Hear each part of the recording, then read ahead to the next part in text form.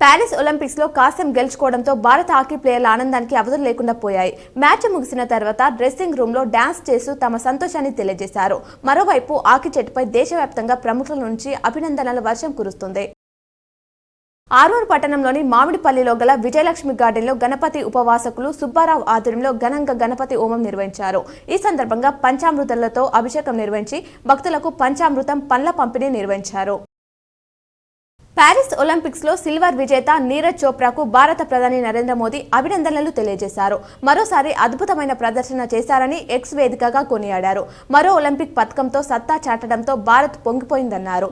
రాబోయే రోజుల్లోనూ అథ్లెట్లు తమ కలలను సాకారం చేసుకోవడానికి నీరజ్ ప్రేరణగా ఉంటారని పేర్కొన్నారు.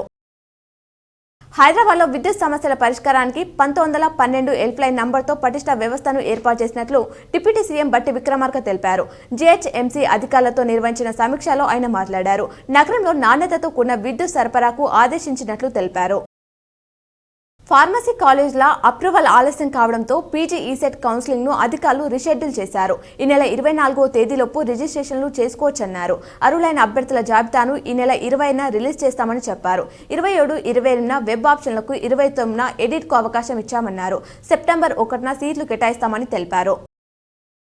బంధువులు చనిపోవడంతో గురువారం అంత్యక్రియలకు వెళ్లగా దొంగలు ఇంట్లో చొరబడి 3 తులాల బంగారం అపహరించుకుపోయిన ఘటన నిజామాబాద్ నగరంలోని ఆర్యనగర్లో జరిగింది. సంజీవ్ రెడ్డి కాలనీకి చెందిన రిటైర్డ్ ఫారెస్ట్ ఆఫీసర్ నారాయణ బంధువులు చనిపోవడంతో అంత్యక్రియలకు వెళ్లి సాయంత్రం తిరిగి ఇంటికి వచ్చేసరికి చోరీ జరిగింది.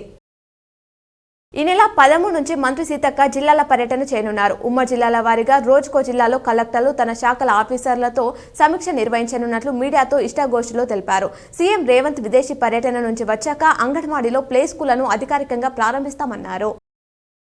నేడు నాగుల పంచమి సందర్భంగా నగరంలోని నాగదేవతల ఆలయాలకు భక్తులు పోటెత్తారు. పుట్టలో పాలు పోసి నాగదేవతలకు మహిళలు మొక్కులు తీర్చుకున్నారు.